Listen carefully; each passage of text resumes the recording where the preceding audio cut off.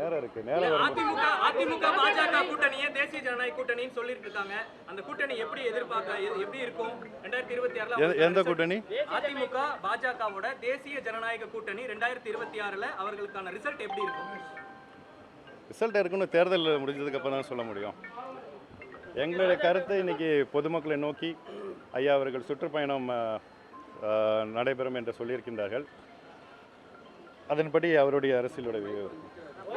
பாஜகவை ஐயா ரொம்ப நம்பினாரு. தொடர்ந்து சந்திப்பதற்காக தொடர்ந்து ஐயா புறக்கணிக்கப்பட்டிருக்காரு. இது எப்படி பாக்குறீங்க?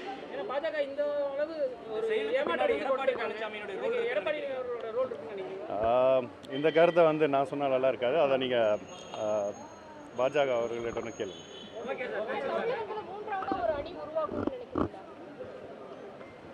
தமிழகத்தில் பத்திரிகையாளர் நீங்கள் சொல்லுங்கள்.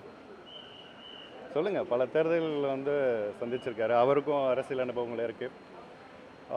என்னை பொறுத்த வரைக்கும் தமிழக அரசியலில் இன்றைக்கி ஒரு மிகப்பெரிய வெற்றிடம் இருக்குன்னு நான் கருதுகிறேன்.